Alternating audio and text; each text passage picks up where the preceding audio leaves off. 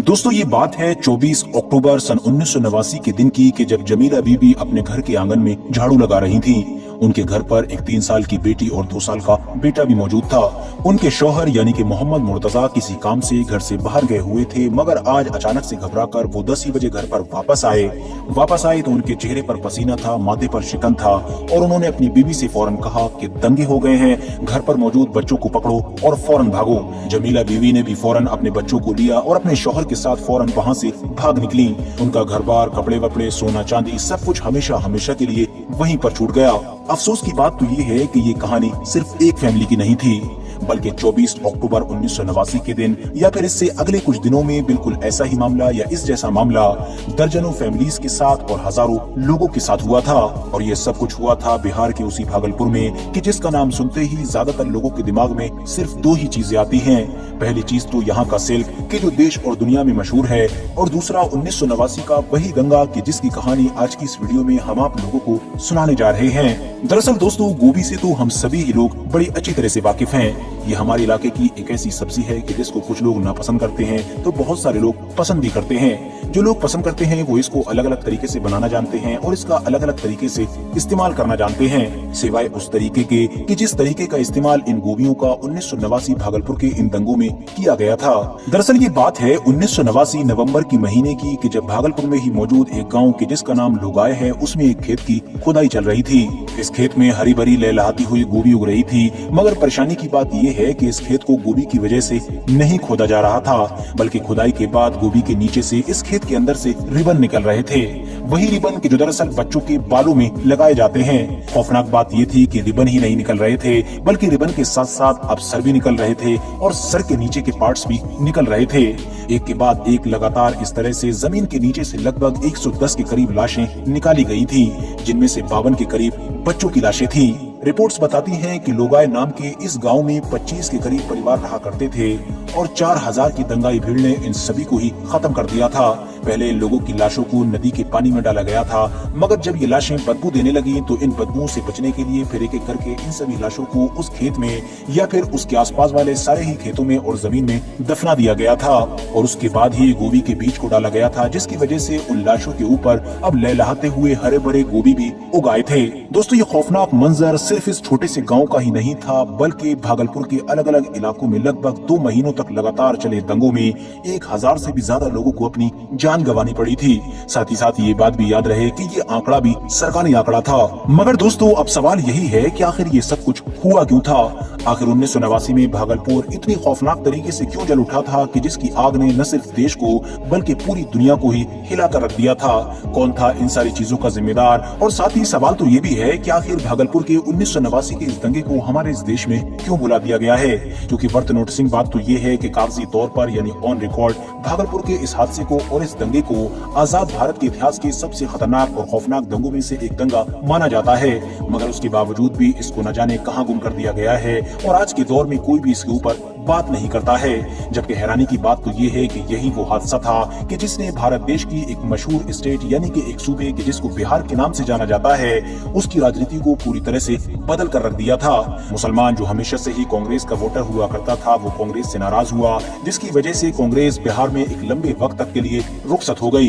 बदले में वहां पर उदय हुआ एक ऐसे नए ताकतवर और मशहूर लीडर का कि जिसको आज के दौर में हम सब लोग लालू प्रसाद यादव के नाम से जानते हैं। याद रहे दोस्तों कि ये वो दौर था कि जब बाबरी मस्जिद और राम मंदिर वाले मैटर को लेकर पहले ही भारत के अलग अलग इलाकों में काफी माहौल बिगड़ा हुआ था। ऐसे ही दौर में 1989 अगस्त के महीने में भागलपुर में एक जुलूस निकला।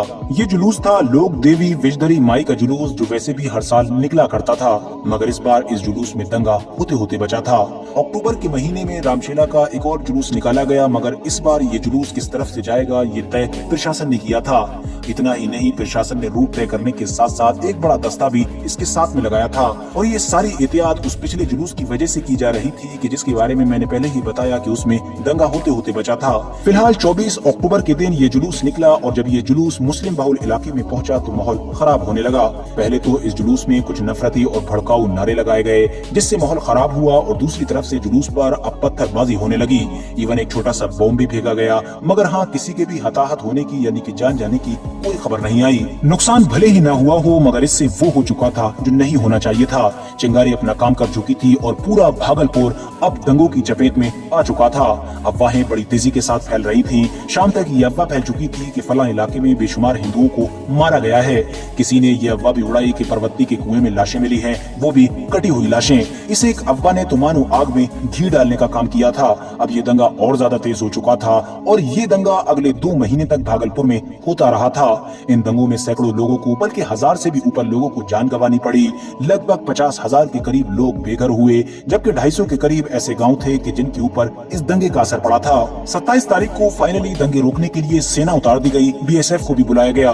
बाद में जांच रिपोर्ट में पता चला था कि पुलिस न सिर्फ इन दंगों को रोकने में नाकामयाब हुई थी, बल्कि कई मौकों पर तो पुलिस ने खुद दंगाइयों की मदद की थी। बार बार शिकायत मिलने पर भी आंख मूंद कर बैठे रहे, बल्कि कई तो ऐसे मौके भी आए कि जब वहां की लोकल पुलिस ने उस सेना यानी कि बीएसएफ को ही गुमराह कर दिया कि जो बीएसएफ और सेना दंगे रोकने के लिए बुलाई गई थी। दोस्तों, भागलपुर में एक गांव पड़ता है कि जिसको चंदेरी के नाम से जाना जाता है। वैसे तो दंगों की शुरुआत से ही यहाँ पर रहने वाले लोग काफी खौफ में थे और डरे हुए थे, मगर हिम्मत के साथ वहाँ रुके हुए थे और किसी भी हालत में अपना घर बार नहीं छोड़ना चाहते थे। फिर जब अचानक से हालात हद से ज्यादा खराब हुए तो चंदेरी गाँव में एक बड़ा सा घर था। सब लोग उसके अंदर जमा हो गए और उस घर के अंदर इन लोगों ने अपने आप को बंद कर लिया। भीड़ आई और उसके बाद खूब पत्थरबाजी भी हुई, मगर फिर एक स्पेशल टुकड़ी को यहाँ पर तैनात कर दिया गया। जैसे ही स्पेशल टुकड़ी तैनात हुई तो ये भीड़ भी अब एक एक करके तितर बितर होना शुरू हो गई। मगर फिर कुछ देर के बाद ही उस स्पेशल टुकड़ी को थाने से फोन आया और उनको एक दूसरे इलाके में दंगा भड़कने की खबर दी गई। ये स्पेशल टुकड़ी फौरन उस इलाके में रवाना हो गई। इस टुकड़ी के जाते ही अब एक बार फिर से वही भीड़ वहाँ पर इकट्ठा होना शुरू हो गई। न्यू इंडियन एक्सप्रेस और आउटलुक मैगजीन के एक मशहूर पत्रकार ने भागलपुर दंगों के बारे में बताते हुए लिखा था कि 27 की सुबह लोगों की भीड़ इकट्ठा हुई और चंदेरी में लगभग 70 लोगों को मार डाला गया। भटोरिया में 85 लोगों की हत्या हुई, जबकि रासलपुर में करीब 30 लोग मरे।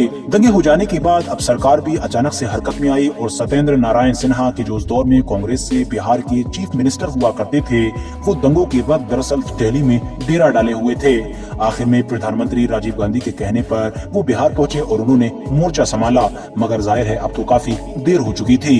दूसरे दंगों की तरह इस दंगों की भी जांच बैठाई गई और ये जांच भी कोई एक बार नहीं की गई है, बल्कि वक्त वक्त पर कई बार हुई है। पहली जांच जस्टिस रामचंद्र प्रसाद सिन्हा और एस शमसुल हसन के अंडर में हुई थी। इस जांच में कुछ सांप्रदायिक संगठनों को और मीडिया हाउसेस को अफवाह उड़ाने का दोषी माना गया था। इतना ही नहीं, ये भी कहा गया था कि प्रशासन पूरी तरह से नकारा साबित हुआ है और इन दंगों में ऐसा महसूस हुआ कि मानो लोगों की जान चले जाने से पुलिस प्रशासन के ऊपर कोई असर ही नहीं पड़ रहा था। साथ ही ये सवाल भी पूछा गया कि जब पहले से ही हालात खराब थे और दंगों की आशंका बनी हुई थी तो उस जुलूस को ततारपुर नाम के उस इलाके से गुजरने की परमिशन क्यों दी गई थी कि जहां पर पहुंचकर ही ये सारा मामला खराब हुआ था, यानी जहां पर भड़काऊ और नफरती नारे लगे थे और साथ ही पत्थरबाजी वगैरह हुई थी। साथ ही साथ जिला प्रशासन के कुछ अधिकारियों को भी प्रशासनिक चूक का जिम्मेदार माना गया था। इसके अलावा दोस्तों एक और जांच हुई थी जो दरअसल जस्टिस RN प्रसाद के अंडर में हुई थी। इस रिपोर्ट में भारत के मुसलमानों को नसीहत दी गई थी और ये कहा गया था कि अगर तुम चाहते हो कि भारत के लोग तुम्हारे ऊपर दोबारा से भरोसा करें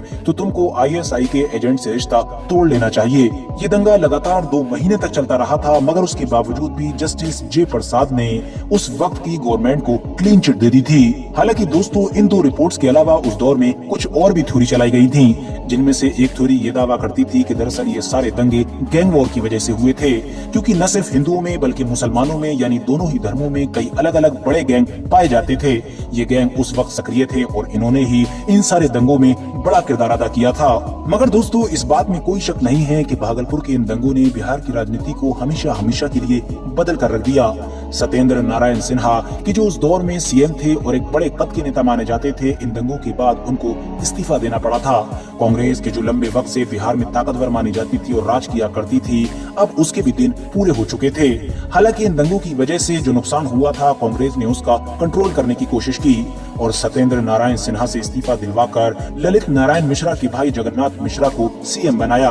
कांग्रेस को लगता था कि शायद ये सब करने से मुसलमान उसको माफ कर देंगे, मगर दोस्तों ऐसा बिल्कुल हुआ नहीं, क्योंकि बिहार के मुसलमानों की एक बड़ी आबादी की जो पिछले कई दशकों से लगातार कांग्रेस को ही वोट करती आ रही थी, अब वो दूसरी पार्टीज पर शिफ्ट हो गई थी और उसी बदलाव का ही नतीजा था कि 1990 में लालू प्रसाद यादव बिहार के चीफ मिनिस्टर बने थे। दंगे खत्म हो जाने के बाद लगभग 142 एफआईआर दर्ज कराई गई थी, जबकि 1283 लोगों को आरोपी माना गया था, मगर वक्त के साथ इनमें से ज्यादातर लोगों की फाइलें बंद कर दी गई थी। हालांकि 2005 में इसी दंगे से जुड़े हुए 10 लोगों को आजीवन कारावास यानी कि उम्र कैद की सजा भी सुनाई गई थी। 2005 के बाद 2007 में भी इस केस से जुड़े 14 लोगों को और सजाएं सुनाई गई थी, और ये सजाएं लोगाई नाम की उसी गांव की वजह से सुनाई गई थी कि जिसके गोभी के खेत का जिक्र मैंने आपके सामने शुरू में ही किया था। मगर दोस्तों, आखिर में भागलपुर के इस खतरनाक और खौफनाक मंजर से एक बहुत ही पॉजिटिव और सुकून देने वाली कहानी भी निकल कर आई थी, और ये कहानी थी अलीम अंसारी और दयानंद झा की। एक हिंदू, एक मुसलमान, मगर बचपन से ही दोस्त, वो भी ऐसे दोस्त के जो बचपन में साथ में खेले, साथ में स्कूल गए और साथ में ही कॉलेज अटेंड किया। और फिर वक्त आया 1989 का कि जब भागलपुर ने इन खतरनाक दंगों का सामना किया। अलीम अंसारी के जो अपने गांव में फंस गए थे, उनके घर पर बूढ़ी माँ थी कि जिसके लिए दवाई चाहिए होती थी, साथ ही साथ घर पर छोटे बच्चे थे कि जो दूध मांगा करते थे, मगर जाहिर है इन चीजों का इंतजाम कौन कर सकता था। घर पर तो जरूरी राशन तक खत्म हो गया था और घर से बाहर निकलने पर मौत बट रही थी। ऐसे ही खौफनाक हालात में उनका बचपन का दोस्त यानी कि दयानंद झा उनके काम आया। 1 महीने तक लगातार दयानंद झा ने अलीम अंसारी के घर पर राशन और इस तरह की सभी जरूरी चीजों को ट्रांसफर करना जारी रखा, बावजूद इसके कि उनको धमकाया जाता था, डराया जाता था और गद्दारी का ठप्पा भी लगाया जाता था। फिलहाल दोस्तों, आज की अपनी वीडियो को हम यहीं पर खत्म करते हैं। वीडियो अगर आप लोगों को इन्फॉर्मेटिव लगी हो और कुछ जानने को मिला हो तो वीडियो को लाइक करने के साथ साथ अपने दोस्तों के साथ जरूर शेयर करें, और इसी तरह की नॉलेजेबल और हिस्टोरिकल वीडियोस हमेशा देखने के लिए हमारे इस चैनल को सब्सक्राइब करने के साथ साथ बेल आइकन को भी जरूर प्रेस करें।